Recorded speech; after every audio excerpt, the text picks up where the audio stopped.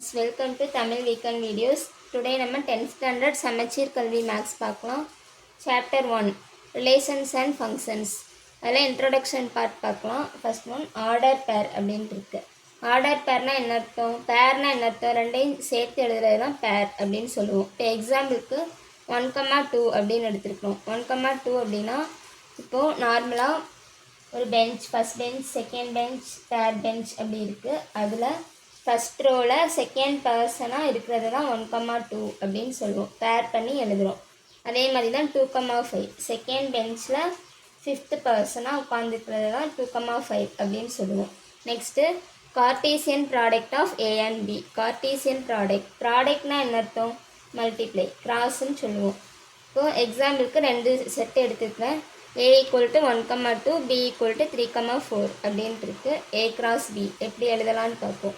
இந்த மல்டிப்ளை சிம்பிளில் இருக்கிறத கிராஸ் அப்படின்னு ரீட் பண்ணுவோம். A cross B equal to இதில் உள்ள ஃபஸ்ட்டு எலமெண்ட், ஏல உள்ள ஃபஸ்ட்டு எலமெண்ட், பியில் உள்ள ஃபஸ்ட்டு எலமெண்ட் கூட பேர் பண்ணி எழுதணும். 1,3 அதே மாதிரி இந்த 1 4 கூட பேர் பண்ணணும். 1,4 நெக்ஸ்ட்டு 2 செகண்ட் எலமெண்ட்டை 3 கூட பேர் பண்ணணும். 2,3 அதே மாதிரி செகண்ட் எலமெண்ட் 2 இருக்குது. 2வை 4 கூட பேர் பண்ணுறோம். 2,4 இப்போ இந்த ஜென்ரல் ஃபார்மில் எப்படி எழுதலாம் அப்படின்னா A cross B equal to set ப்ராக்கெட்டுக்குள்ளே A, B where A belongs to capital A. இந்த ஸ்மால் ஏவை வந்து எலமெண்ட் சொல்லுவோம், இந்த ஏ வந்து செட்டுன்னு சொல்லுவோம் கேபிட்டல் ஏயை. Small B element B belongs to B அப்படின்னு ஜென்ரல் ஃபார்ம் எழுதலாம். Next representation of functions. ஃபங்க்ஷனில் மொத்தம் 4 இருக்குது. எக்ஸசைஸ் பார்க்கும்போது தெளிவாக புரியும். 4 first one set of order pair, second one table form, third one an arrow diagram, fourth one a graph.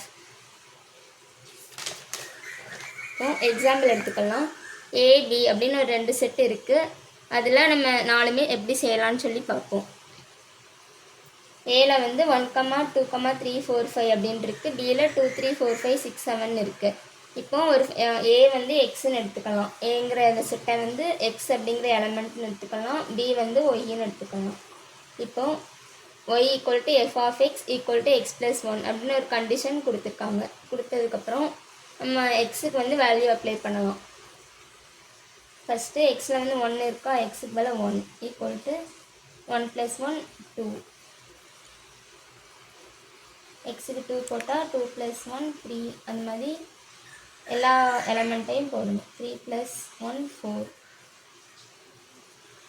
F of 4 அப்படின்னா 4 + 1 5. F of 5 எஃப்னா ஃபங்க்ஷன் அர்த்தம். Function of 5 equal to 5 + 1 equal to 6 இருக்கு. இப்போது நம்ம first ஆரோ diagram எழுதலாம்.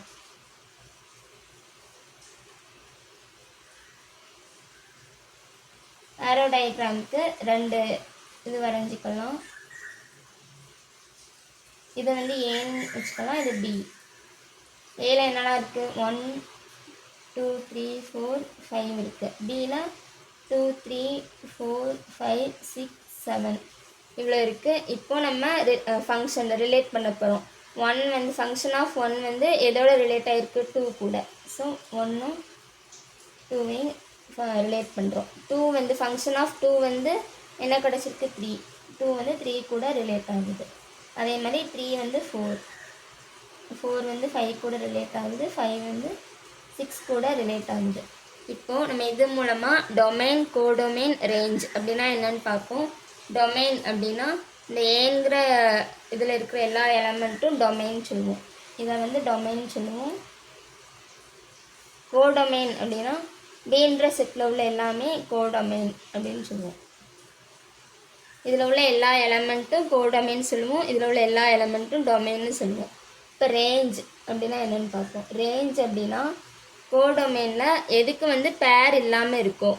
இந்த domain 1 வந்து 2 கூட பேர் ஆகிருக்கு, 2 வந்து 3 கூட பேர் ஆகிருக்கு, அப்படி இருக்குது. 7 மட்டும் தனியாக இருக்குது. அதை விட்டுட்டு எழுதுறது தான் ரேஞ்ச் அப்படின்னு சொல்லுவோம். 2 3 4 5 6 கரெக்டாக மேட்ச் ஆகிருக்கிறத மட்டும் எடுத்து எழுதுறது தான் ரேஞ்ச். கோடொமைன்னா 2 3 4 5 6 7 எல்லா எலமெண்ட்டையும் எழுதுறது தான் கோடொமைன் சொல்லுவோம். இப்போ டொமைன்னா என்னென்னு தெரியுதா? டொமைன்னா இதில் உள்ள எல்லா எலமெண்ட்டையும் எழுதுறது தான் டொமைன்.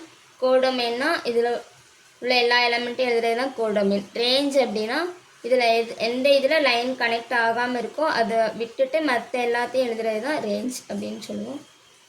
நெக்ஸ்ட்டு ஆர்டர் பேரில் எழுதணும்.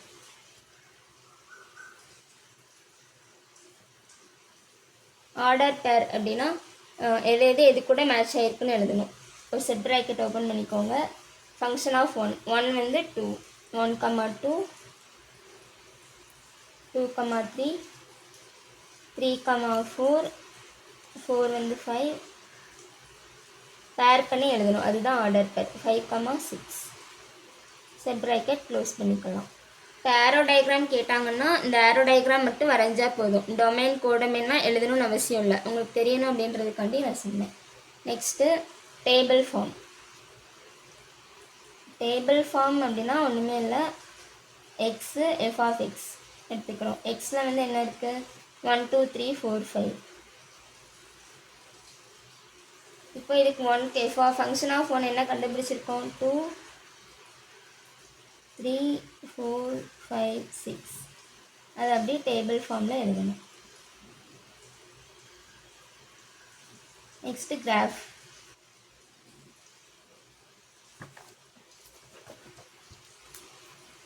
கிராஃப் வந்து நம்ம நார்மலாக வரைகிற மாதிரி வரைஞ்சிக்கணும். 1 2 3 4 5 இருக்கு. இங்கே 1 3 4 5 6 அப்படின்ட்டு இருக்கு. இப்போ 1, 2 எக்ஸ் ஆக்சிஸில் 1 இங்கே 2 மார்க் பண்ணிக்கலாம். 2, 3 எக்ஸ் ஆக்சிஸ் 2 3 3, 4 4, 5 5, 6 போட்டு எல்லாத்தையும் ஜாயின் பண்ணிக்கணும். இதுதான் கிராஃப். நெக்ஸ்ட் வீடியோவில் டைப்ஸ் ஆஃப் ஃபங்க்ஷன் என்னன்னு சொல்லி பார்க்கலாம். தேங்க்யூ.